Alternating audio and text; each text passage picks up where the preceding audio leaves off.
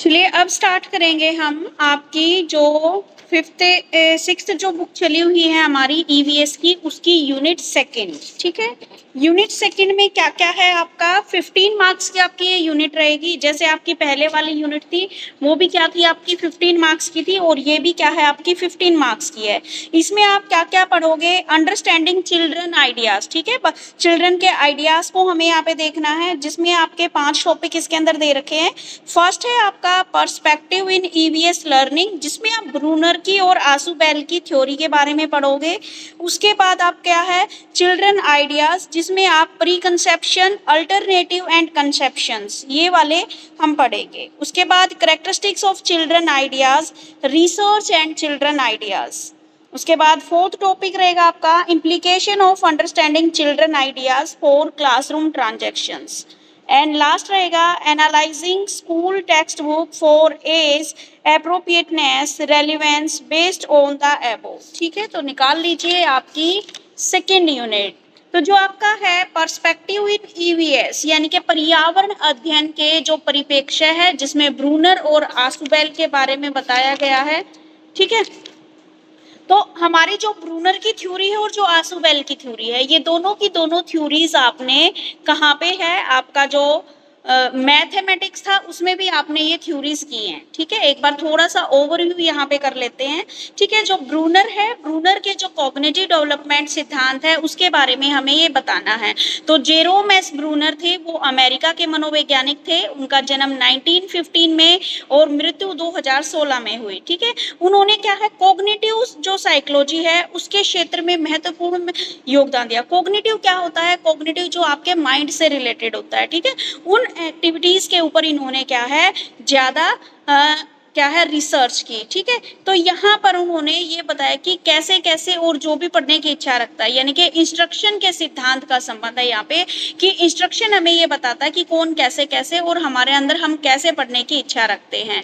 यहाँ पर इन्होंने डिस्क्रिप्टिव लर्निंग की बजाय उन्होंने बोला क्यों ना हम सुधारात्मक लर्निंग से अच्छी तरह सीख ले। हम डिस्क्रिप्टिव यानी कि ज्यादा हमें डिटेल में पढ़ने की बजाय हम क्यों ना इस तरीके से पढ़े कि जो जितना भी पढ़े वो हमें अच्छे से क्लियर हो जाए। ठीक है, अच्छे तरीके से सीखे, यानी कि हमें ज्यादा क्वांटिटी नहीं, हमें क्वालिटी चाहिए। ये बात इन्होंने यहाँ पे की।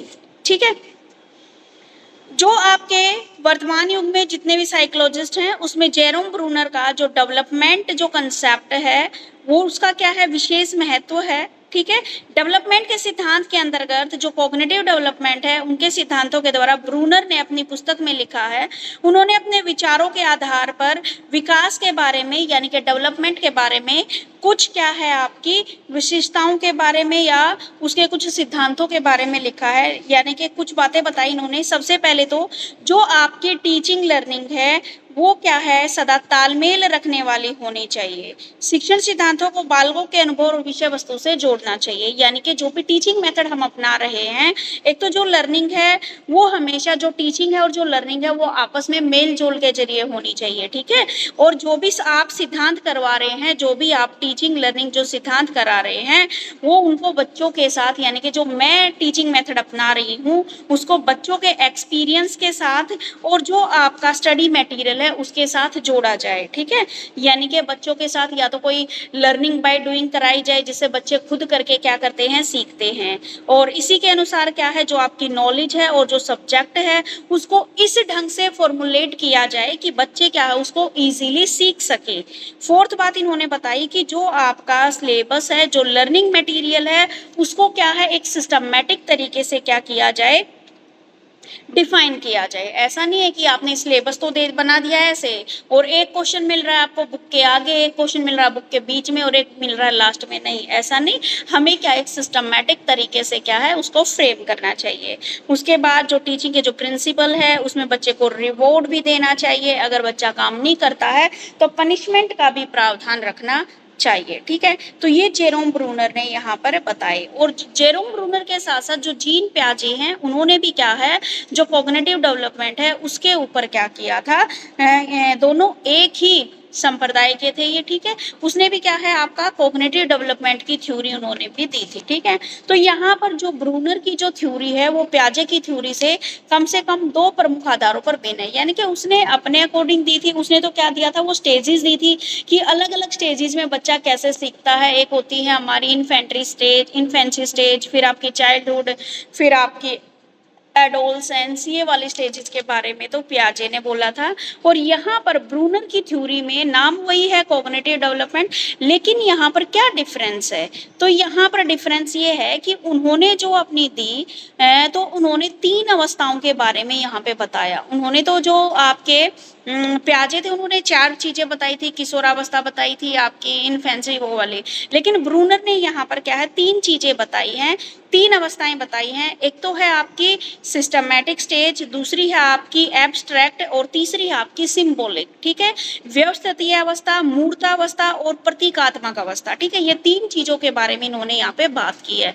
तो सबसे पहले हम देखेंगे आपकी व्यवस्थितीय यानी कि सिस्टमैटिक तरीके से। इसके अंदर बच्चा क्या है शब्द विहीन क्रियाएं जैसे साइकिल चलाना, तैरना सीखना, ये सारी चीजें सीखता है। दूसरी क्या है एब्स्ट्रैक्ट, इसमें बच्चा क्या है प्रत्यक्षीकरण, यानी कि जो चीजें उसके सामने हैं, एप्पल दिखा दिया तो बच्चे को पता लग जाएगा ये एप्पल है। तो जो मूर्त चीजें हैं जो उसको दिखाई देती हैं उससे बच्चा जल्दी सीखता है। तीसरी बात बताई इन्होंने सिंबॉलिक अवस्था, कि अगर हम बच्चे को क्या है इतना एक्सपीरियंस करा दें तो वो क्या है सिंबल को देख के भी बता देगा। अब हमने बार बार जो आपकी मान लीजिए प्राइमरी क्लासेस में हमने अल्फाबेट सिखाए बच्चे को और हर एक का क्या है हमने दिखा दिया ये एप्पल है, ये बॉल है, और लास्ट में जब हम क्या करते हैं कभी भी अगर हम उनको सिंबल दिखाते हैं उनके तो तब भी बच्चा क्या है बता देता कि ये वो वाली चीज है, ठीक है। तो जेरोम ब्रूनर ने यहाँ पर ये ऑब्जर्व किया कि ह्यूमन की जो नॉलेज है वो क्या है उसकी अंडरस्टैंडिंग के ऊपर निर्भर करती है। ये बात बिल्कुल सही है। आपकी नॉलेज अगर आपको अच्छे से अंडरस्टैंड हुआ है, चीजें समझ में आई है, तो वो नॉलेज क्या है आपकी परमानेंट हो जाती है या लंबे समय तक चलती है। अगर आपको चीज समझ में नहीं आई है तो आप क्या है वो चीज आपके दिमाग में नहीं समझ में आती है, तो आप क्या है वो परमानेंट नहीं होती। वो चलो आज क्लास में मैंने बताया तब तक तो वो बात याद रहेगी लेकिन बाद में याद नहीं रहेगी, ठीक है। तो इन्होंने यही बोला है कि यहाँ पर हमें क्या है क्वांटिटी पे ध्यान ना देकर क्वालिटी के ऊपर ध्यान देना है, ठीक है। और इन्होंने क्या है ऑब्जर्वेशन में यही सारी बातें इन्होंने पाई जो उन्होंने क्या है अपनी थ्योरी के जरिए देने की कोशिश की। क्लियर है ब्रूनर की थ्योरी? Yes ma'am. हाँ बोला था बेटा मैंने सभी को घर से करके लाने को, पर मुझे पता है तुम लोग महान बच्चे हो, 2-3 बच्चे ही करके लाए होंगे, बाकी बच्चे करके लाए हैं मैंने आप लोग। सेकंड है हमारी थ्योरी आशुबेल, ठीक है। आशुबेल भी क्या थे एक प्रसिद्ध क्या थे साइकोलॉजिस्ट थे जिनका जन्म 1918 में न्यूयॉर्क में हुआ।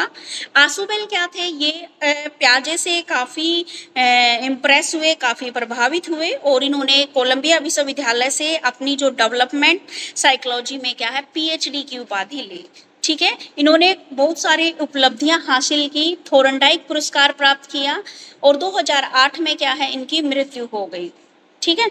आशुबेल ने क्या है डेवलपमेंट और एजुकेशन जो साइकोलॉजी है उसके ऊपर बहुत सारी क्या है इन्होंने बुक्स लिखी हैं, ठीक है।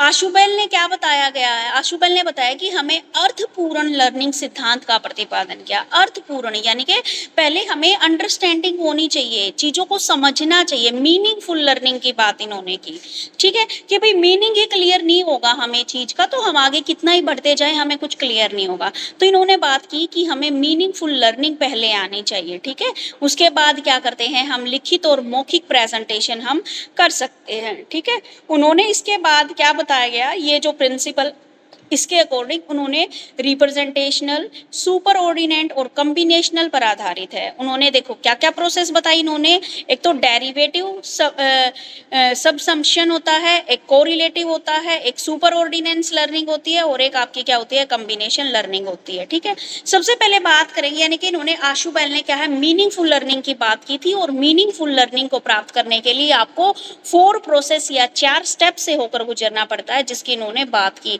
एक तो आपका डेरिवेटिव सबसम्पशन, ठीक है। तो इस स्थिति का वर्णन करता है कि जिसमें बालक को कंसेप्ट का एग्जाम्पल सिखाते हैं जिसके बारे में पहले से ही लर्निंग हो चुकी है, उसको क्या है आपका कोरिलेटिव, देखो डेरिवेटिव में क्या है, हम बच्चे को पहले क्या करते हैं, किसी भी चीज का मीनिंग सिखाने से पहले हम उसको एग्जाम्पल बता देते हैं। एग्जाम्पल बता देते हैं तो बच्चे को क्या है, उस चीज का मीनिंग बड़े अच्छे से क्लियर हो जाता है।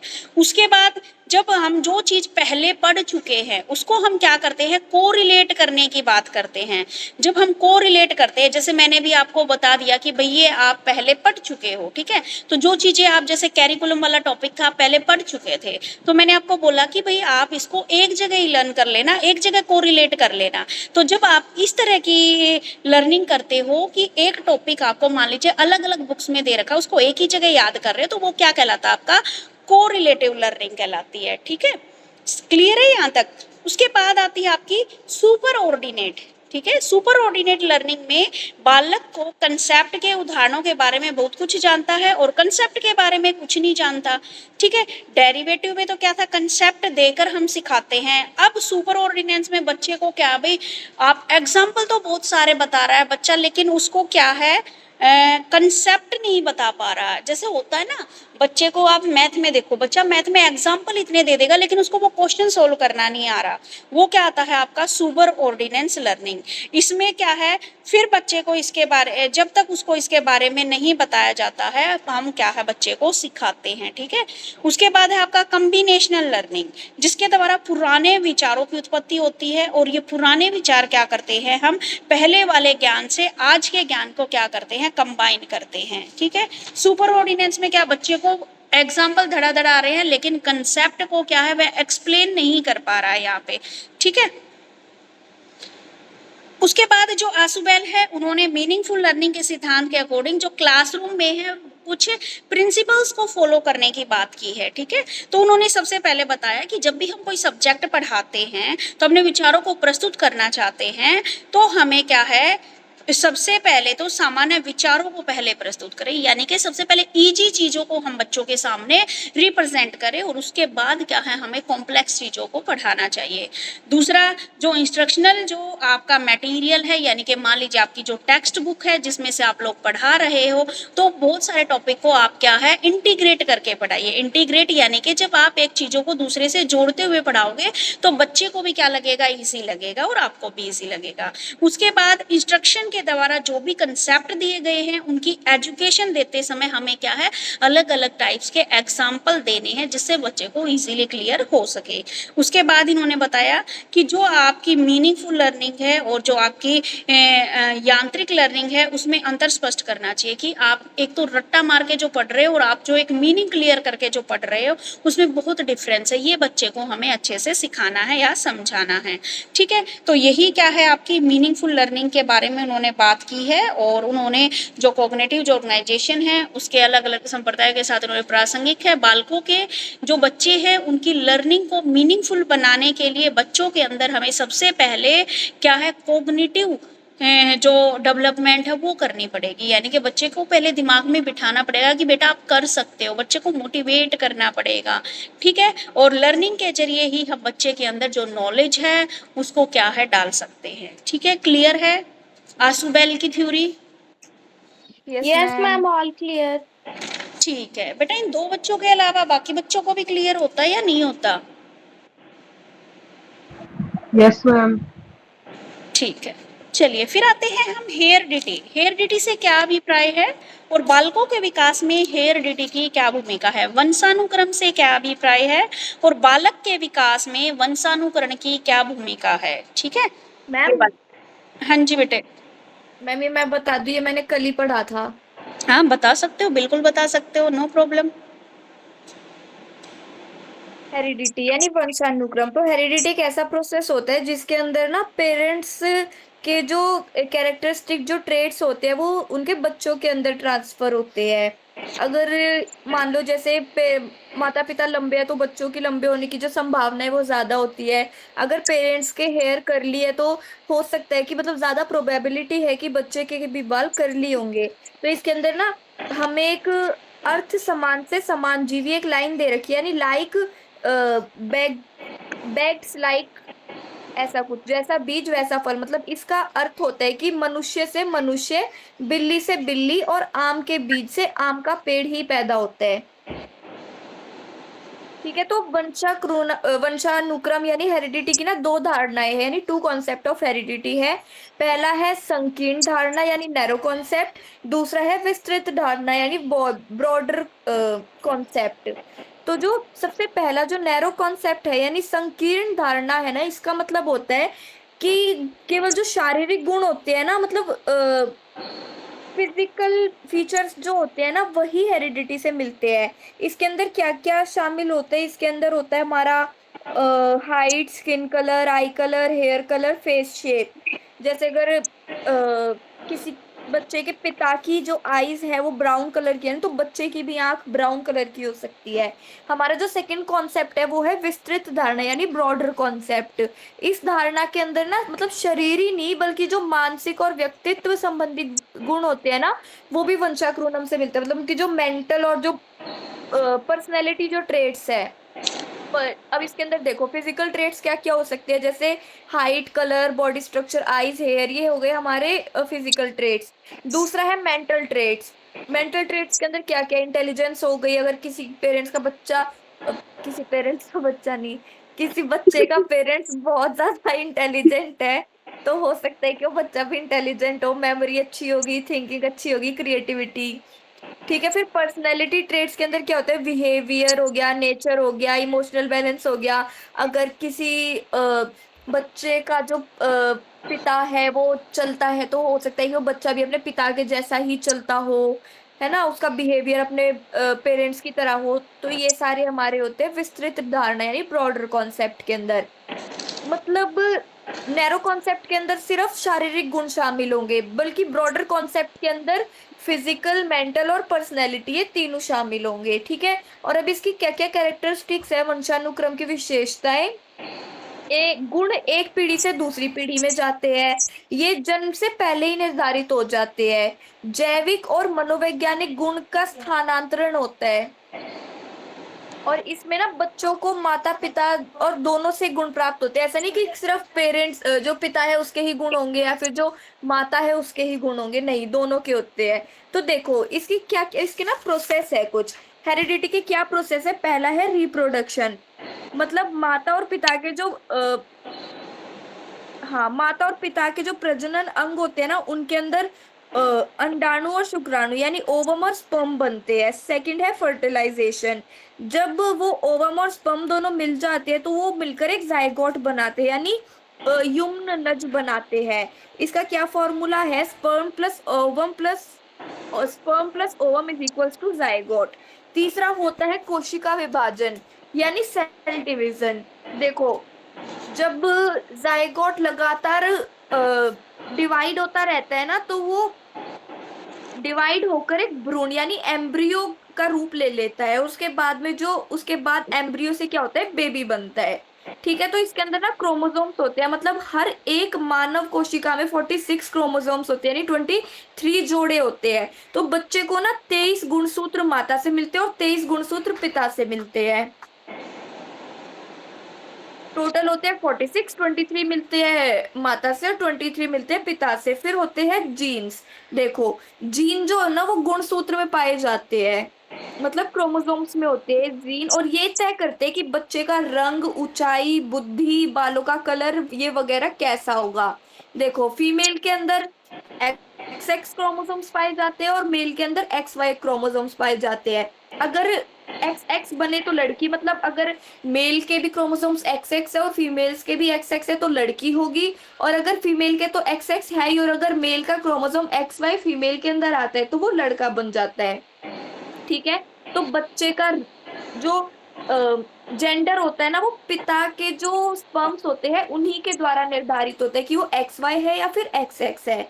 अब देखो जुड़वा बच्चे बहुत सुनने हैं। जुड़वा बच्चों के ना दो टाइप्स होते हैं, पहला होता है आइडेंटिकल ट्विन यानी समान जुड़वा, दूसरा होता है फ्रैटर्नल ट्विन यानी असमान जुड़वा। तो पहला क्या होता है, मतलब जो आइडेंटिकल ट्विन होते हैं ना, वो जो एक अंडाणु होता है ना, जो एक एग होता है उससे ही बनता है, वो एक जैसे दिखते हैं और डीएनए भी लगभग सेम होते हैं। दोनों का चेहरा भी लगभग एक जैसा ही होता है, मतलब बहुत ही माइनर डिफरेंस हमें देखने को मिलता है अगर मिलता है तो। सेकंड होता है असमान जुड़वा, मतलब दोनों जो अलग अलग दोनों जो बच्चे हैं वो अलग अलग एग से बनते हैं, मतलब वो भाई बहन जैसे भी हो सकते हैं, भाई भाई भी हो सकते हैं और लड़का लड़की भी हो सकते हैं, ये जरूरी नहीं है कि उनका जेंडर भी सेम ही हो। उनका जो मतलब जो जन्म है ना वो एक ही दिन होगा। अब तो मतलब हो जाता है आगे पीछे टाइम भी, जैसे एक दिन का डिफरेंस हो गया, कुछ घंटों का डिफरेंस हो गया। इनको बोलते हैं असमान जुड़वा यानी फर्टिनल ट्विंस, ठीक है। हाँ जी, अब मेरे स्टडीज, पापा और मेरे ताऊ यही हैं, 1 घंटे का डिफरेंस है उनके बर्थ में। हाँ जी मैम, किसी सामान्य का एक जुड़वा। घंटे का भी हो जाता है, किसी का 1 मिनट का भी, और एक दिन का भी टाइम लग जाता है। अब है वंशानुक्रम के अध्ययन यानी स्टडीज ऑफ हेरिडिटी। देखो, स्टडीज ऑफ फैमिलीज मतलब वैज्ञानिक परिवारों की ना कई पीढ़ियों का अध्ययन करते हैं ताकि पता चल सके कि कौन कौन से गुण है जो पीढ़ी दर पीढ़ी आते हैं। तो जो इसके जो मेन जो स्टडीज है ना, देखो पहली है गैल्टन की स्टडी। ये ना हमारे कुछ वो है मनोवैज्ञानिक है, उन्होंने कुछ अपने विचार रखे हैं। इनके कुछ प्रमुख अध्ययन है यानी स्टडीज है हेरिडिटी के ऊपर। जो गैल्टन की स्टडी है ना वो बताती है कि जो बुद्धिमान परिवारों का अध्ययन किया, मतलब उन्होंने ना इंटेलिजेंट फैमिलीज थी उनका अध्ययन किया और उसके अंदर क्या कंक्लूजन निकाला कि बुद्धि के अंदर वंशानुक्रम का प्रभाव होता है। दूसरा विनशिप स्टडी, मतलब एक ही फैमिली के उन्होंने अलग अलग पीढ़ियों का अध्ययन किया था। उन्होंने क्या कंक्लूजन निकाला कि अच्छे गुण है ना वो कई पीढ़ियों तक बने रहते हैं। सिर्फ अच्छे गुणों की बात की उन्होंने। फिर है गोडरेड स्टडी। उन्होंने क्या बताया कि बुद्धिमान और मंद बुद्धि दोनों का अध्ययन किया, फिर उन्होंने कंक्लूजन निकाला कि बुद्धि पर वंशानुक्रम यानी हेरिडिटी का प्रभाव देखा गया है। गैल्टन और गोडरेड की स्टडी में एक ही निष्कर्ष निकला। फिर है पियर्सन स्टडी, मतलब पिता और पुत्र दोनों के गुणों की तुलना की, तो उन्होंने क्या कंक्लूजन निकाला कि जो शारीरिक और जो मानसिक गुण पीढ़ियों में समान पाए गए हैं। मतलब ऐसा होता है ज्यादातर कि एक पिता और जो लड़का होता है, पुत्र होता है, उसके जो शारीरिक और जो मानसिक गुण है ना वो पीढ़ियों में समान होते हैं, मतलब बहुत हद तक सिमिलर होते हैं। फिर है जुड़वा बच्चों की स्टडीज भी, पहले फैमिलीज की स्टडीज करी, अब जुड़वा बच्चों की स्टडी। अब जुड़वा बच्चों की स्टडीज में क्या हुआ, ट्विन स्टडीज में वैज्ञानिकों ने समान और असमान जुड़वा बच्चों का अध्ययन किया। तो क्या कंक्लूजन निकला कि जो समान जुड़वा बच्चे हैं ना उनके अंदर जो सिमिलरिटीज है वो ज्यादा होती है, और अगर इन्वायरमेंट अलग अलग हो तब भी कई गुण सेम रहते हैं। मतलब बहुत ही माइनर ऐसे चांसेस होते हैं कि उनके अंदर जो सिमिलरिटीज है वो अलग अलग हो जाए। फिर है स्टडी ऑफ ब्लड रिलेशनशिप यानी रक्त संबंध अध्ययन। देखो, जितना निकट रक्त संबंध होगा उतनी ही अधिक समानता होगी, ठीक है। इसके अंदर अब कुछ यहाँ पे हमें रिलेशनशिप्स दे रखे हैं और कुछ उनकी समानता दे रखी है। देखो, समान जुड़वा यानी आइडेंटिकल ट्विंस जो 85 से 95% तक सेम होते हैं। फिर है फ्रेटर्नल ट्विंस यानी असमान जुड़वा जो बच्चे होते हैं वो 55 से 65% तक सेम रहते हैं।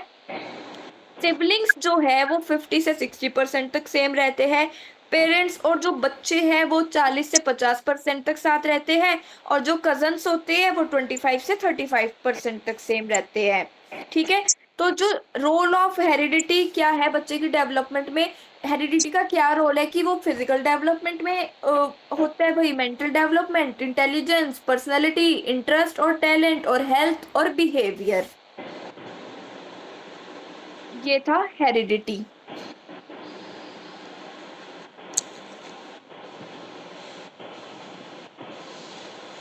क्लियर है बेटे? और यस मैम, ऑल ये क्लियर। ये थ्योरी ना आपने जब 10th में थे आप लोग, साइंस में भी पढ़ रखी है आप लोगों ने।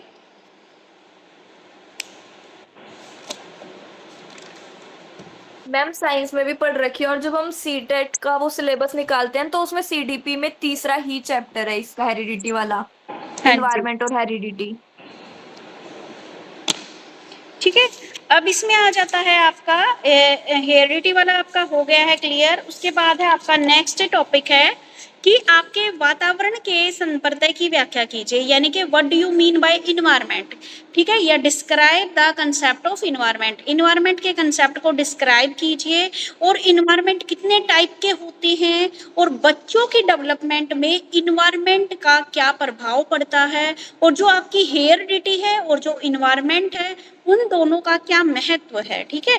जैसे आपकी क्या होता है बेटा, हेरिडिटी आपके ऊपर इम्पैक्ट डालती है ना, प्रभावित करती है, वैसे ही क्या है आपका वातावरण भी आपको प्रभावित करता है, ठीक है। सबसे पहले देखते हैं कि वातावरण होता क्या है, कि जो इन्वायरमेंट है, इन्वायरमेंट वह है जो एक बच्चे के चारों तरफ फैला हुआ है, ठीक है, वही उसका क्या कहलाता है, इन्वायरमेंट कहलाता है, ठीक है। चारों ओर का वह संसार जो बालक के गर्भ धारण के समय से ही उसके सामने होता है और जिसके प्रति वह क्या करता है, रिस्पॉन्स करता है और जीवन भर उसे क्या करता है, प्रभावित करता रहता है, ठीक है। बच्चे के क्या है, पैदा होने से लेकर उसके लालन पालन तक उसकी सारी की सारी डेवलपमेंट की क्रियाएं उसके इन्वायरमेंट के अंदर होती है। अब आप ना एक देखो, एक तुमने स्टोरी सुनी होगी, दो तोते थे, वो क्या थे, एक तो क्या था डाकुओं के पास चला गया और एक क्या था, साधुओं के पास चला गया।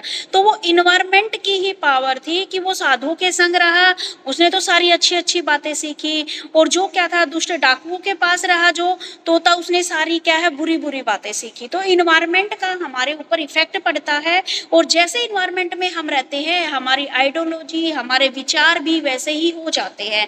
अब आप देखना, किसी का कोई बच्चा है, अगर वो क्या है आपका रहता है, एक फैमिली ऐसी है जिसके अंदर बहुत डिसिप्लिन है, तो बच्चा भी डिसिप्लिन में ही रहेगा और वही सीखेगा।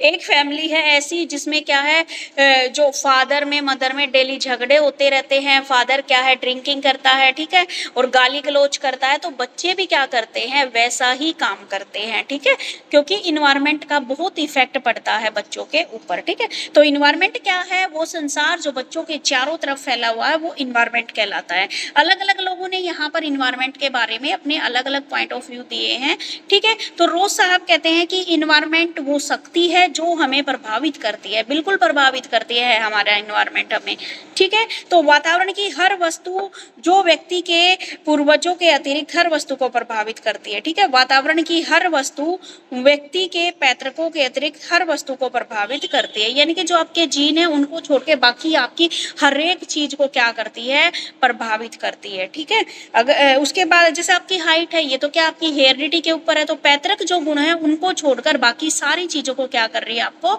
इफेक्ट कर रही है। अब टाइप ऑफ इन्वायरमेंट कितने हैं आपके, इन्वायरमेंट यहाँ पर 4 टाइप के बताए हैं, ठीक है। एक है नेचुरल इन्वायरमेंट, एक है सोशल और कल्चरल इन्वायरमेंट, एक थर्ड है आपका इंटेलेक्चुअल और मेंटल इन्वायरमेंट, एंड फोर्थ है आपका इमोशनल इन्वायरमेंट, ठीक है। इमोशनल इन्वायरमेंट के ऊपर ना अभी एचटेट में क्वेश्चन आया था, बताती हूँ। नेचुरल इन्वायरमेंट क्या है, मनुष्य क्या है, पृथ्वी है, हमारे चारों तरफ का जो इन्वायरमेंट है, पेड़ पौधे हैं, ये सारा क्या है, हमारा नेचुरल इन्वायरमेंट है। कहीं पर बहुत ज्यादा ठंड है, कहीं पर बहुत ज्यादा गर्मी है, कहीं पर क्या है, सारे के सारे मौसम आते हैं, तो ये क्या है, हमारा नेचुरल इन्वायरमेंट। सोशल इन्वायरमेंट क्या होता है, जो समाज में निर्मित सामाजिक वातावरण से जुड़े, जैसे आपकी फैमिली हो गई, आपका स्कूल हो गया, आपके अड़ोसी पड़ोसी हो गए, ये सारा क्या है आपका सोशल इन्वायरमेंट, क्योंकि यहाँ से भी आप बहुत सारी चीजें सीखते हो। उसके बाद आपका इंटेलेक्चुअल और मेंटल इन्वायरमेंट। इंटेलेक्चुअल और मेंटल इन्वायरमेंट क्या है, बच्चा क्या होता है, जब पैदा होता है तो बहुत सारी एबिलिटीज, योग्यताएं लेकर पैदा होता है। किसी में किसी चीज का गुण होता है, तो किसी में क्या है, कोई चीज अच्छी होती है। तो जो आपका मेंटली जो वातावरण है उससे अभिप्राय, वो सभी मेंटली सिचुएशन जो उसके मन या मस्तिष्क के अनुकूल प्रभाव डालती है। जैसे बच्चे का इंटरेस्ट किताबें पढ़ने में है, टीवी देखने में है, या समाचार पत्र, ये सारी चीजें, ठीक है। तो ये क्या है, उसके का मेंटल इन्वायरमेंट है जो उसको प्रभावित करता है, किस तरफ उसका इंटरेस्ट है, ठीक है। उसके बाद है इमोशनल इन्वायरमेंट। इमोशनल इन्वायरमेंट क्या करता है, ये हमारे ऊपर कंट्रोल करता है, ठीक है। आपको देखो एचटेट में ये क्वेश्चन आ रखा था कि अगर आपको कहीं पर एक जगह से दूसरी जगह पर शिफ्ट हो रहे हो आप, तो उसमें आपका कौन सा इन्वायरमेंट या कौन सा लेवल आपको हेल्प कर रहा है। तो उसमें ऑप्शन दे रखे थे, एक तो आपका इंटेलिजेंसी लेवल, या आपका इंटेलेक्चुअल लेवल, आपका इमोशनल लेवल, या सोशल लेवल, या नेचुरल, मतलब ऐसे करके क्वेश्चन दे रखा था। तो उसमें अगर आपको कहीं पर भी क्या है, अगर आप एडजस्ट करते हो खुद को, तो वो आपके इमोशनल जो इन्वायरमेंट है वो आपको वहां पर एडजस्ट करवाता है, ठीक है। आपकी इंटेलिजेंसी वहां पे काम नहीं आती, ठीक है। तो यहाँ पर बताया गया है कि जो आपके इमोशन है बच्चे के, उसको कंट्रोल करना, ये हमारे क्या है, अभ्यास अति आवश्यक, यानी कि उनको कंट्रोल करने के लिए प्रैक्टिस की आवश्यकता है, ठीक है। और टीचर के लिए जानना अति आवश्यक है कि बच्चे के अंदर किस प्रकार के इमोशन है। जब टीचर को पता लग जाता है कि ये बच्चा इस टाइप का है, तो टीचर क्या उसको उसी तरीके से कंट्रोल करना शुरू कर देता है। मान लीजिए आपकी क्लास में एक बच्चा ऐसा जो क्या है पिटे बिना काम ही नहीं करना जिसको, ठीक है, एक बच्चा ऐसा है जिसको आपने डांट दिया तो पूरा दिन रोता रहता है, तो टीचर क्या करेगा उसको प्यार से समझाएगा, ठीक है। तो ये है आपके 4 टाइप के इन्वायरमेंट। अब इन्वायरमेंट का क्या आपके ऊपर आपके डेवलपमेंट पर क्या प्रभाव पड़ता है, तो इन्होंने क्या है कुछ अलग अलग वो बताए हैं, कुछ पर्सनालिटी के डेवलपमेंट में इन्वायरमेंट क्या करता है, प्रभाव डालता है, इससे हम इनकार नहीं करते। इसी से रिलेटेड उन्होंने कुछ स्टडीज के बारे में यहाँ पे बात की है कि इन्वायरमेंटल से रिलेटेड हम कुछ स्टडी की बात करते हैं जो ये सिद्ध कर देगा कि इन्वायरमेंट का हमारे ऊपर इफेक्ट पड़ता है। एक तो इन्होंने ली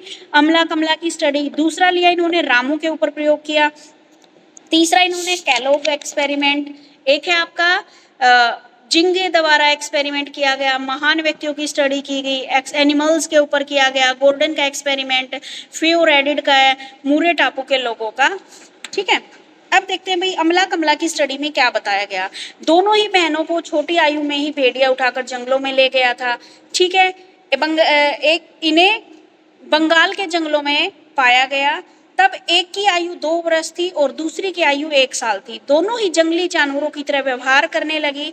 शहर में लाकर इनका क्या है सोशलाइजेशन किया गया।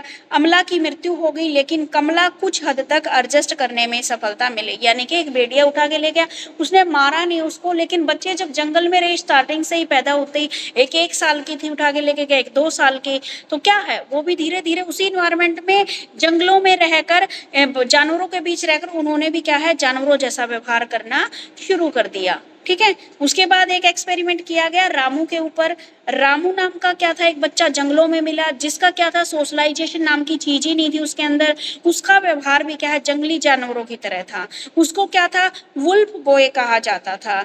इस भेड़िए ने बहुत छोटी आयु में ही इसको भेड़िया भी छोटी आयु में उठा के लेके चला गया था और भेड़िए के बीच रहकर उसका व्यवहार भी भेड़ियों जैसा हो गया था। ये सारी स्टोरीज ना आपकी जो ईवीएस की बुक में दे रखी हैं आपकी प्राइमरी क्लासेस की में, ठीक है। रामू वाली भी दे रखी है और अमला कमला वाली भी दे रखी है। उसके बाद है कैलोग का एक्सपेरिमेंट। कैलोग क्या था, कैलोग ने ये प्रयोग 10 मास के जो चिंपैंजी और अपने लड़के को एक साथ किया। लड़के की आयु क्या थी 7 मंथ थी। दोनों को एक ही इन्वायरमेंट में रखा गया, एक ही समय क्या है उनका पालन पोषण किया गया और चिंपैंजी ने भी चम्मच के साथ खाना, गिलास के साथ पानी पीना और कुछ शब्दों का अर्थ समझना शुरू कर दिया, ठीक है। इसके ऊपर तो एक हॉलीवुड की मूवी भी बनी हुई है। सेम जो ये एक्सपेरिमेंट है ना पूरा एक्सपेरिमेंट उसके अंदर दिखा रखा है कैलोग्स का एक्सपेरिमेंट। उसके बाद क्या है जिंग का एक्सपेरिमेंट। जिंग ने भी क्या है 30 बच्चों की स्टडी की जिसमें प्रारंभिक काल जंगलों में बीता। इस दौरान उनका जीवन असभ्य था और समाज में लाने के पश्चात उन्होंने भी क्या काफी हद तक जो सामाजिक परंपराएं हैं वो सीख ली थी, ठीक है। यानी कि जंगल में रहे तो जंगल जैसा व्यवहार किया और जब सोसाइटी में आके रहने लगे तो सोसाइटी के तौर तरीकों को भी सीख गए। उसके बाद स्टडी ऑफ ग्रेट मैन, ठीक है, जो बताया था इन्होंने गाल्टन की स्टडी थी ये आपकी, ठीक है, कि उन्होंने कुछ महान व्यक्तियों के केस स्टडी के ऊपर क्या है अध्ययन किया और उसके बारे में बताया। उसके बाद एनिमल्स के ऊपर एक्सपेरिमेंट। तो होगो मछली के अंडों का विशेष तापमान की आवश्यकता होती है। यदि उन्हें तापमान में अधिक तापमान देकर साधारण वातावरण में रखा जाए तो मछली के बच्चों को 2 की बजाय 1 ही आंख होती है, ठीक है। एक एक्सपेरिमेंट किया इन्होंने एनिमल्स के ऊपर, उनको इन्वायरमेंट दिया, ठीक है। इन्होंने क्या थी एक होगो फिश है उसके ऊपर एक्सपेरिमेंट किया, उसके अंडों के ऊपर एक्सपेरिमेंट किया, ठीक है। उन्होंने क्या है इसको क्या होता है एक स्पेसिफिक उसकी टेम्परेचर की आवश्यकता होती है। फिर इन्होंने क्या है मान लीजिए 2 या 3 अंडे जो भी उसमें मछली के अंडे होंगे, कुछ अंडों को तो एक जगह रख दिया और कुछ को क्या है ज्यादा तापमान में रख दिया, ठीक है। तो इसमें क्या फर्क आया कि मछली के बच्चों की 2 की बजाय 1 ही आंख पैदा हुई, ठीक है। ये तो वही ये एक्सपेरिमेंट मैंने आज फर्स्ट टाइम पढ़ा है।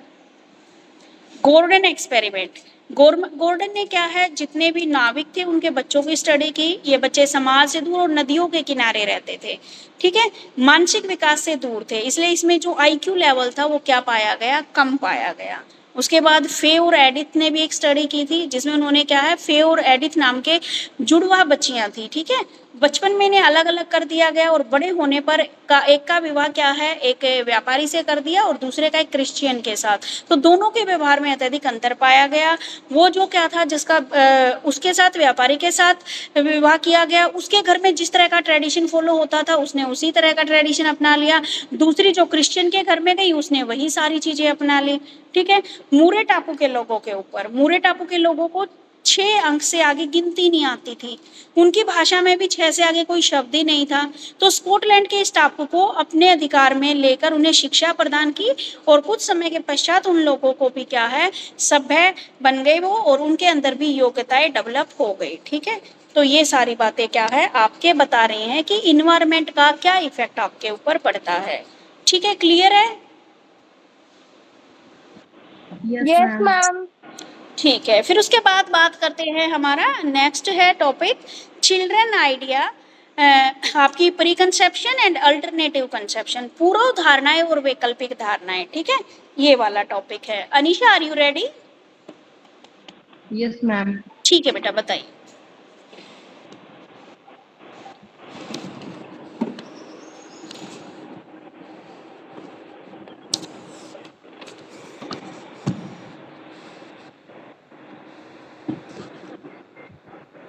2.2 बालकों के विचार, पूर्व धारणाएं तथा वैकल्पिक धारणाएं। इसमें एक ही क्वेश्चन है, बालकों के विचारों का आशय स्पष्ट कीजिए तथा पूर्व धारणाओं एवं वैकल्पिक धारणाओं पर टिप्पणी कीजिए। तो इसमें हम 3 चीजों के बारे में पढ़ेंगे, एक तो बालकों के विचार, दूसरा पूर्व धारणाएं और तीसरा वैकल्पिक धारणाएं। पहला है बालकों के विचारों का आशय। बालक अपने अनुभव, परिवार, समाज और विद्यालय से जो बातें सीखता है, उनके आधार पर अपने विचार बनाता है। ये विचार हमेशा वैज्ञानिक या सही हों, ऐसा आवश्यक नहीं। बच्चा अपने आसपास की घटनाओं को अपनी समझ के अनुसार समझने का प्रयास करता है। यानी बालकों के विचार मतलब जैसे जो वो देखता है ना वही वो सीखता है। वो जरूरी नहीं कि वो सही सीखे, वो सही हो वैज्ञानिक रूप से। जैसे उदाहरण के लिए बच्चा सोचता है कि सूर्य पृथ्वी के चारों ओर घूमता है, क्योंकि उसे सूर्य पूरब से उगता और पश्चिम में डूबता हुआ दिखाई देता है। यह उसका अनुभव है, लेकिन यह वैज्ञानिक रूप से सही नहीं है, क्योंकि जो है सूरज पृथ्वी के चारों ओर नहीं घूमता, पृथ्वी सूरज के चारों ओर घूमती है। पूर्व धारणाएं। पूर्व धारणाएं वे विचार या मान्यताएं हैं जो बच्चे किसी विषय को औपचारिक रूप से पढ़ने से पहले ही बना लेते हैं या उसके दैनिक अनुभवों, परिवार, मित्रों, समाज से बनती है। और अब पूर्व धारणाएं क्या होती हैं, जो बच्चा किसी चीज के बारे में पूरी जानकारी न होते हुए भी उसके बारे में कोई मान्यता यानी कोई धारणा, उसके बारे में कुछ पहले ही सोच लेता है, या उसके अनुभव या उसके परिवार, मित्रों, समाज से बनती है। इसकी क्या विशेषता है? पढ़ाई शुरू होने से पहले ये मौजूद होती है। दूसरा, कई बार सही होती है, कई बार गलत होती है। तीसरी है, नई शिक्षा इन्हीं धारणाओं के आधार पर विकसित होती है। उदाहरण, भारी वस्तु हल्की वस्तु से पहले गिरती है। मिट्टी से भोजन लेते हैं। अनीशा, देखे बालकों के विचार का आशय। बालकों के विचार में क्या था कि बच्चे जो है अपने अनुभव और विद्यालय से जो बातें सीखते हैं उनके आधार पर अपने विचार बनाता है। मतलब जो वो देखता है उसी के आधार पर वो सोचता है कि क्या है। मतलब जैसे बच्चा देखता है कि सूर्य पृथ्वी के चारों, मतलब वो सोचता है कि सूर्य जो है वो पृथ्वी के चारों ओर घूमता है, क्योंकि उसे सूरज जो है वो पूरब से उगता और पश्चिम में डूबता हुआ दिखाई देता है। यह उसका अनुभव है, लेकिन ऐसा नहीं है कि वैज्ञानिक रूप से यह सही नहीं है, क्योंकि जो है सूरज पृथ्वी के चारों ओर नहीं घूमता, पृथ्वी सूरज के चारों ओर घूमती है। इसके बाद सेकंड था पूर्व धारणाएं। पूर्व धारणाएं वे विचार या मान्यताएं हैं जो बच्चा किसी विषय को औपचारिक रूप से पढ़ने से पहले ही बना लेता है। यह उसके दैनिक अनुभव, परिवार, मित्रों और समाज से बनती है। यानी जो पूर्व धारणाएं वो कौन सी है, मतलब वो कुछ सीख, मतलब कुछ जानने से पहले ही उसके बारे में जो विचार, मतलब उसके बारे में पहले ही जो सोच लेता है, वो उसकी पूर्व धारणाएं हैं। इसकी क्या विशेषताएं हैं? पढ़ाई शुरू होने से पहले यह मौजूद होती है। दूसरा, कई बार ये सही होती है, कई बार ये गलत। तीसरा है, ये शिक्षा इन धारणाओं के आधार पर विकसित होती है। जैसे उदाहरण के लिए वो सोचता है कि भारी वस्तु हल्की वस्तु से पहले गिरती है। दूसरा, पौधे केवल मिट्टी से भोजन लेते हैं, यानी वो पौधे जो है वो केवल मिट्टी से भोजन लेते हैं, लेकिन ये सही नहीं है। पौधे को पानी भी चाहिए होता है और खाद वगैरह भी चाहिए होता है। तीसरा है वैकल्पिक धारणाएं। जब बच्चा किसी वैज्ञानिक तथ्य को अच्छे से समझ लेता है और उसी गलत समझ को सही मानता रहता है, तो उसे वैकल्पिक धारणा कहते हैं। यानी मतलब वो किसी चीज को, वैज्ञानिक तथ्य को गलत तरीके से समझता है और हमेशा उसी को सही मानता है कि जो उसने सीखा है, तो इसे वैकल्पिक धारणा कहते हैं। ये धारणाएं सामान्यतः पूर्व धारणाओं से विकसित होती हैं और इन्हें बदलने के लिए शिक्षक को उचित उदाहरण, प्रयोग और गतिविधि का सहारा लेना पड़ता है। उसने पहले सीखा होता है उससे विकसित होती है, और अगर इसको बदलना है तो शिक्षक को उचित उदाहरण लेने होंगे, प्रयोग और गतिविधि का सहारा लेना पड़ेगा। उसको बताना पड़ेगा कि यह गलत सीखा हुआ है और सही चीज ये है किसी भी बारे में। जैसे उदाहरण के लिए बच्चा मानता है कि ऋतुएं इसलिए बदलती हैं क्योंकि गर्मियों में पृथ्वी सूर्य के अधिक पास होती है, जबकि वास्तविक पृथ्वी की दूरी का झुकाव है। मतलब वो क्या मानता है कि ऋतु इसलिए बदलती है, जैसे पृथ्वी गर्मी में तो सूरज के पास होती है और सर्दी में दूर हो जाती है, इसलिए ऋतुएं बदलती है। लेकिन ऐसा नहीं है, यह पृथ्वी की दूरी का झुकाव की वजह से होता है। अब इसमें शिक्षक की भूमिका। एक अच्छा शिक्षक पहले बच्चे की पूर्व धारणा को जानता है, उनकी गलती उनकी गलत धारणाओं को पहचानता है, प्रयोग, गतिविधि और सरल उदाहरण के माध्यम से सही अवधारणाएं विकसित करता है। बच्चों को प्रश्न पूछने और स्वयं सोचने के लिए प्रोत्साहित करता है। मतलब जैसे उनकी जो अवधारणा, जो वैकल्पिक धारणा है, उसको बदलने के लिए शिक्षक बच्चे की जो धारणा उसको जानता है कि उसने क्या सोचा हुआ है, फिर उसकी धारणाओं को किसी प्रयोग, गतिविधि और सरल उदाहरण के माध्यम से मतलब उसे बताता है कि ये गलत है और उसे सही बताता है, फिर जो सही बात होती है। बच्चे को प्रश्न पूछने और स्वयं सोचने के लिए प्रोत्साहित करता है। मतलब जब वह उसको बता देता है तो फिर उससे प्रश्न पूछता है और स्वयं सोचने के लिए बोलता है कि सोचो तुम, ऐसा क्यों है। फिर इसका लिखता है, हर बार अपने अनुभव के आधार पर विचार बनाता है।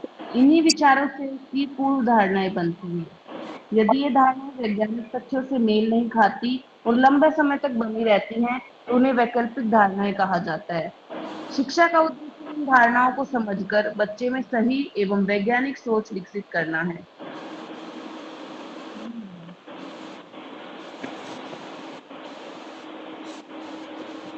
वेरी गुड बेटे। क्या टॉपिक था आपका? था पूर्व धारणाएं और वैकल्पिक धारणाएं, प्री कंसेप्शन और अल्टरनेटिव कंसेप्शन। ठीक है, जिसमें आपको ये समझाया गया है कि मान लो टीचर के पढ़ाने से पहले आपके मन में क्या क्या धारणाएं थी और पढ़ाने के बाद क्या धारणाएं हैं। देखो सारे ही छोटे बच्चे यही सोचते हैं कि भाई क्या है, सूरज क्या कर रहा है, पृथ्वी के चक्कर लगा रहा है। ठीक है भाई, सबका प्री कंसेप्शन यही था। इसमें चाहे मैं भी आ गई, मैं भी पहले छोटी थी तो यही समझती थी कि जो हमारा क्या है, ये सन है, ये क्या कर रहा है, चल रहा है। ठीक है, लेकिन एक्चुअल में जब हमने पढ़ा, टीचर ने हमें पढ़ाया, समझाया, तब जाकर क्या हमारा कंसेप्शन चेंज हुआ कि भाई सूरज क्या है, वो पृथ्वी के चक्कर नहीं काट रहा, हमारी पृथ्वी ही क्या कर रही है, सूरज के चक्कर काट रही है। ठीक है, तो ये क्या कहलाते हैं, चिल्ड्रन के आइडियाज। प्री कंसेप्शन की पहले क्या कंसेप्शन था बच्चा और बाद में क्या कंसेप्शन है। ठीक है, ये कंसेप्ट समझाने की आपको यहाँ पर कोशिश की जा रही है। क्लियर है? Yes ma'am, all clear. ठीक है, उसके बाद बात आता है आपका 2.3 कैरेक्टरिस्टिक्स। लेकिन उससे पहले मैं आपको मैम यूनिट बता दीजिए कौन सी स्टार्ट, मतलब वो अभी कौन सा टॉपिक कर रहे थे, वो पीछे आगे कर दिया। अभी हम स्टार्ट कर रहे हैं topic 2.3, characteristics okay of ma'am. Children ideas, research and children ideas. बालकों के विचारों की क्या विशेषताएं हैं और बालकों के विचारों पर जो रिसर्च है उस पर अपने विचार प्रकट कीजिए। ये 2 क्वेश्चन है इसके अंदर। ठीक है, शॉर्ट में बता देना बेटे।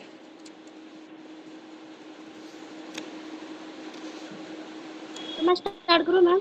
हाँ जी, आवाज़ आ रही है ना क्लियर? हाँ जी। ठीक है। तो पहले हम बालकों के विचारों की विशेषताएँ देखते हैं।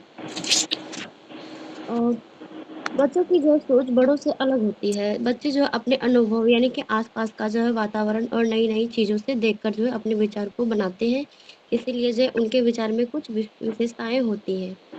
तो इसका विशेषताएँ निम्न है, तो पहला विशेषता है मौलिकता यानी कि ओरिजिनैलिटी। बच्चे के लि बच्चे के विचार जो है अपने होते हैं और वे नई तरह से जो है सोचते हैं। जैसे मान लीजिए कि 2 बच्चे हैं और 2 बच्चे हैं और टीचर ने कहा कि पेड़ का जो है चित्र बनाओ। 2 बच्चे जो है अलग-अलग तरह का चित्र बनाएगा। कोई पेड़ का जो है पेड़ में जो है कोई चिड़िया का घर बना देगा, तो कोई पेड़ में क्या करेगा फल बना देगा। तो इसमें क्या हुआ कि विद्यार्थी जो है यानी दोनों बच्चे जो है अलग-अलग करके पेड़ का चित्र बनाया, तो उसका माइंड क्या हुआ अलग-अलग करके डेवलपमेंट हुआ। इसी को बोलते हैं मौलिकता यानी कि ओरिजिनैलिटी। दूसरा है जिज्ञासा। बच्चे हर नई बात को जानते हैं और समझने की इच्छा रखते हैं।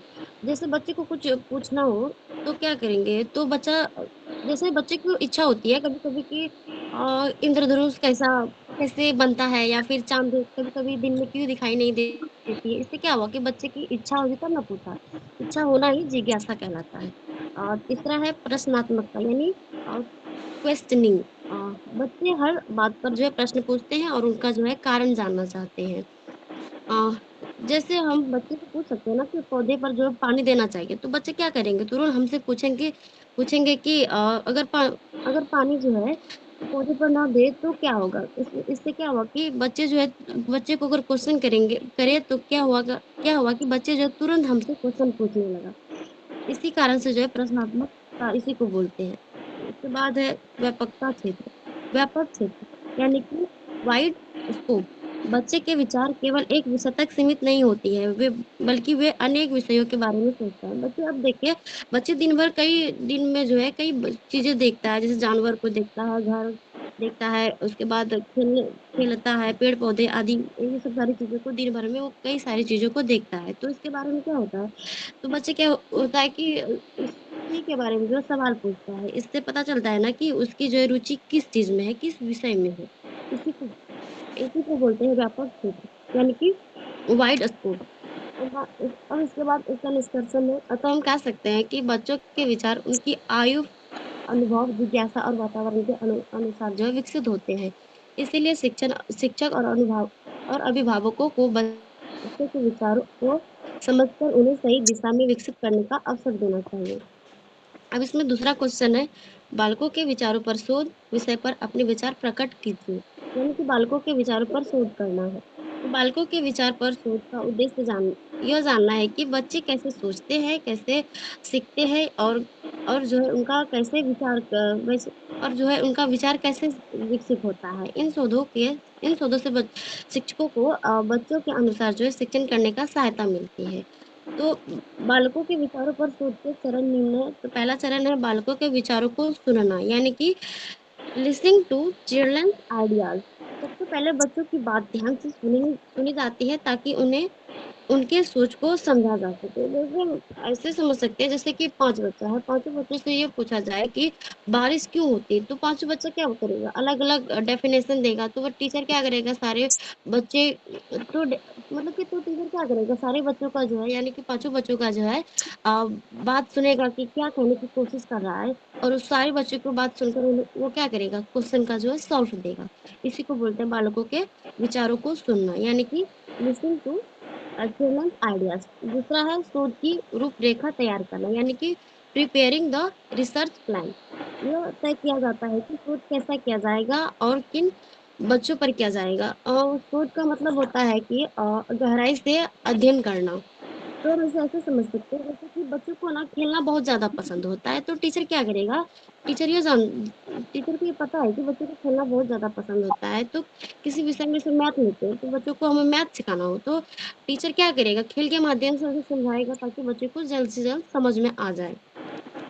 तो बच्चा तो जो है टीचर क्या किया, अध्ययन किया कि सोचा कि किस माध्यम से बच्चे को पढ़ाए ताकि समझ में आ जाए, तो उन्होंने क्या किया, खेल माध्यम अपनाया। इसी को बोलते हैं रेखा शोध की रूपरेखा तैयार करना, यानी कि प्रिपेयरिंग द रिसर्च प्लान। दूसरा है कार्यक्षेत्र के प्रवेश, यानी कि एंटरिंग द फील्ड। शोधकर्ता बच्चों के बीच जाकर उनसे बातचीत करते हैं और उनकी जानकारी इकट्ठा करते हैं। शोधकर्ता का मतलब होता है अध्ययन करने वाला व्यक्ति। अब इसे ऐसे समझते हैं जैसे कि शोधकर्ता स्कूल में जाकर जो बच्चों से सवाल पूछता है और उनकी गतिविधियां देखता है। जैसे पहले जो है टीचर यह देखता है कि बच्चे कहानी सुनकर ज्यादा सीखते हैं या चित्र देखकर। तो पहले उन्होंने क्या किया, टीचर ने क्या किया, पहले योजना बनाया, फिर किन बच्चों को जो है कहानी सुनाई जाएगी या फिर किन बच्चों को चित्र दिखाई जाएगी और जो है उसी माध्यम से उसे सिखाता है यानी समझाता है। चौथा है समस्याओं का समाधान, यानी प्रॉब्लम सॉल्विंग। शोध के दौरान जो कठिनाइयां आती है उनका समाधान किया जाता है। अ, यदि हाँ, इसे ऐसे समझिए जैसे बच्चे को समझ में नहीं आता है तो उसे क्या करते हैं, समझाते हैं, सरल भाषा पहले समझाते हैं, सरल भाषा जो को अपनाते हैं, सरल भाषा को अपनाकर उसे समझाने की कोशिश करते हैं ताकि बच्चा समझ सके। पांचवा है रुचि के अनुसार विचार, यानी कि आइडियाज अकॉर्डिंग टू इंटरेस्ट। बच्चों की रुचि के अनुसार उनके विचारों को समझा जाता है। यानी कि बच्चों को ज़्यादा हाँ, ऐसा समझिए बच्चों को जो है किस विषय पर जो है रुचि है या फिर क्या पसंद है, क्या पसंद नहीं है। तो टीचर क्या करेगा, उसकी पसंद के बारे में पूछेगा। जैसे बच्चों को उससे पूछ सकते हैं ना कि आपको ज़्यादा क्या पसंद है। तो अगर मान लीजिए बच्चों को जो है ना पेंटिंग करना पसंद है, चित्रकारी करना पसंद है, तो बच्चों को क्या करेंगे, हम चित्र के माध्यम से कुछ सिखा सकते हैं, समझा सकते हैं। उसी को बोलते हैं रुचि के अनुसार विचार। उसके बाद छठा है समाधान की खोज, रिसर्च सर्चिंग सॉरी समाधान की खोज, सर्चिंग ऑफ सॉल्यूशन। बच्चों की खोज को बेहतर बनाने के लिए उचित उपाय खोजें। यानी कि बच्चों को जैसे बताए ना कि खेलना बहुत ज्यादा पसंद होता है, खेल के माध्यम से बच्चा ज्यादा समझता है और जल्दी समझता है। इसीलिए जो है टीचर क्या करता है, खेल विधि जो है अध्ययन करता है, अपनाता है ताकि बच्चों को समझाने में कोई प्रॉब्लम ना हो और, और बच्चा जो है तुरंत समझ सके। सातवां है उपयोग एवं महत्व, यानी कि यूज एंड इम्पोर्टेंस। शोध के परिणामों का उपयोग शिक्षण को अधिक प्रभावी बनाने के लिए किया जाता है। ऐसे समझिए जैसे टीचर क्या करता है, बच्चों की जो है सोच के अनुसार पढ़ाने की नई विधियां अपनाती है ताकि जो है बच्चा समझे, नई नई विधियां अपनाती है। उसी को बोलते हैं यूज एंड इम्पोर्टेंस। उसके बाद है निष्कर्षण आठवां में। अतः हम कह सकते हैं ना कि बातों हाँ, अतः हम कह सकते हैं ना कि बालकों के विचारों पर शोध करना बहुत आवश्यक है। इससे इससे बच्चों की सोच यानी कि सोचने की क्षमता, रुचि और सीखने की जो तरीका को समझने में मदद मिलती है। इसके आधार पर शिक्षक जो है बच्चों की आवश्यकताओं के अनुसार बेहतर और प्रभावी शिक्षण कर सकते हैं। इससे जो है क्या होता है, बच्चों की जो है माइंड डेवलप होती है और बच्चे का जो है सर्वांगीण विकास होता है। मैम हो गया।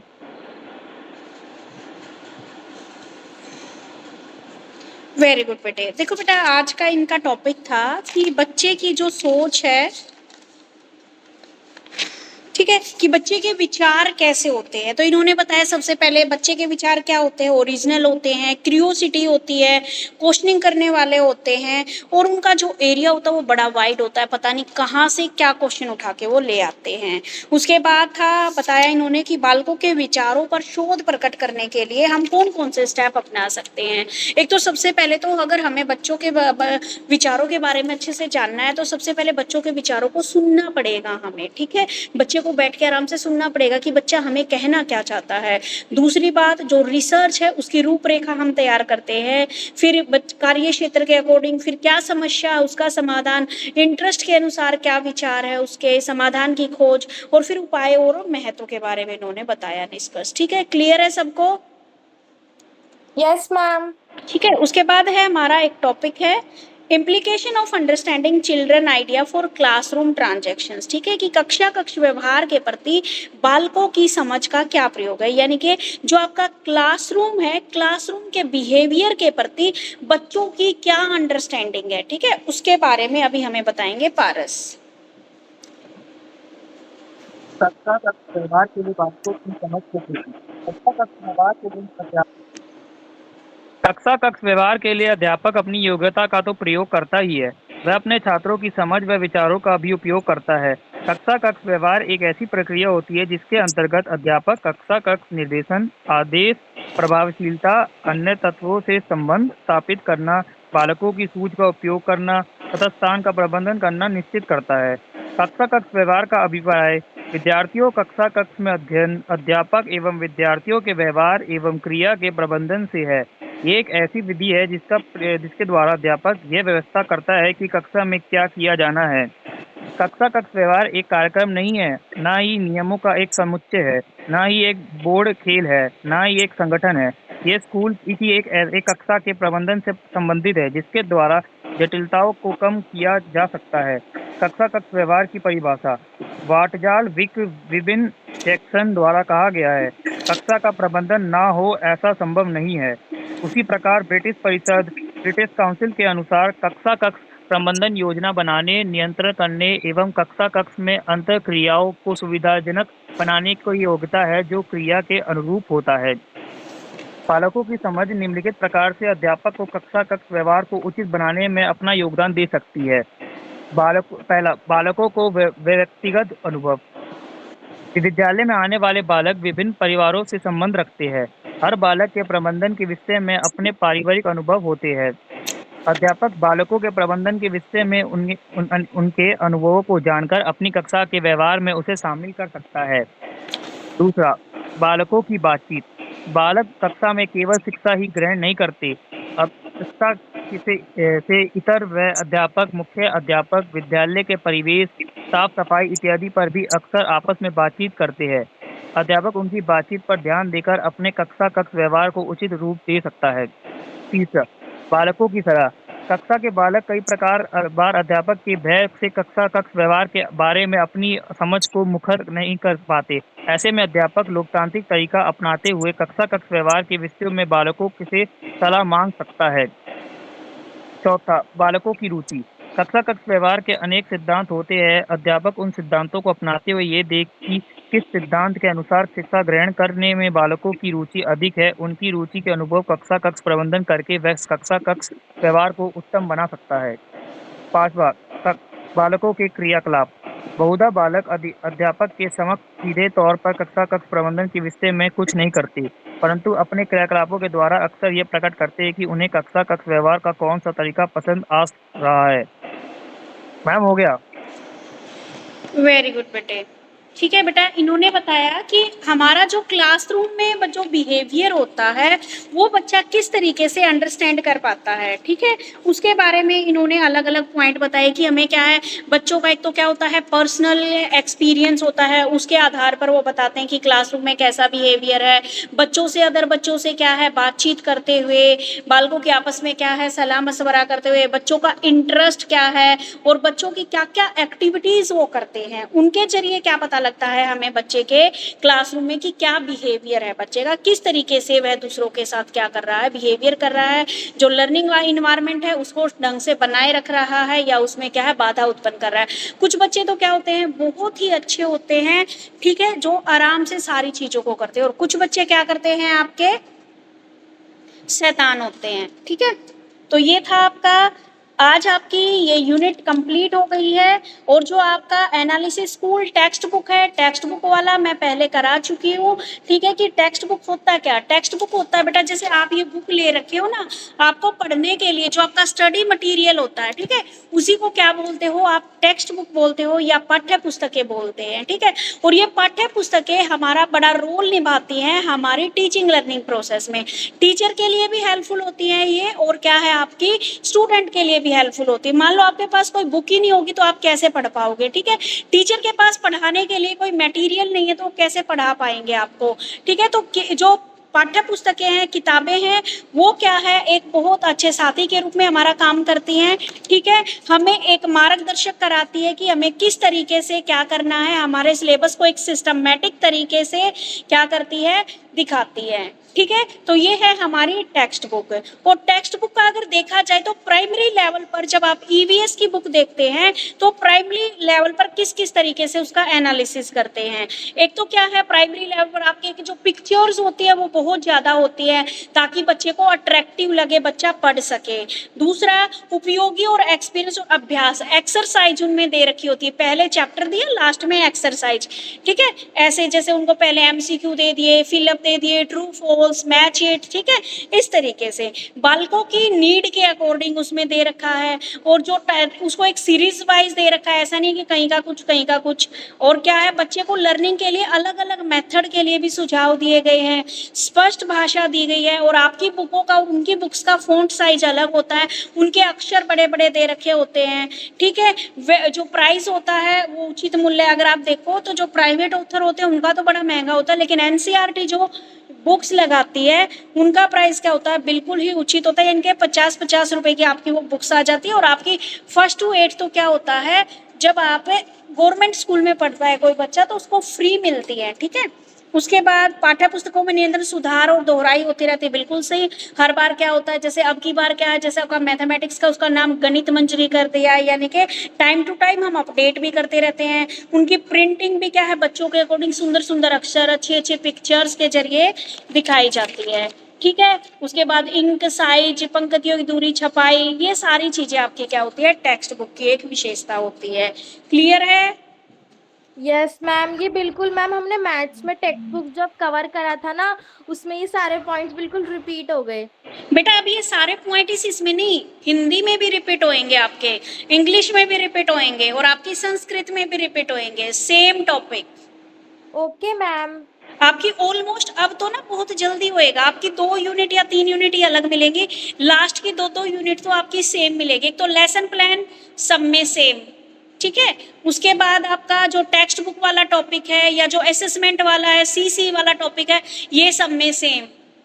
यहाँ पर आपको एक फायदा हो जाएगा, कम चीजें याद करनी पड़ेंगी, और यहाँ पर आप क्या कर रहे हो, इंटीग्रेटेड लर्निंग कर रहे हो।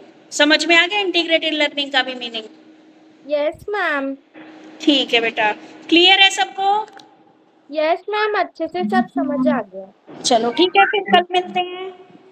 Thank you ma'am. वेलकम बेटा।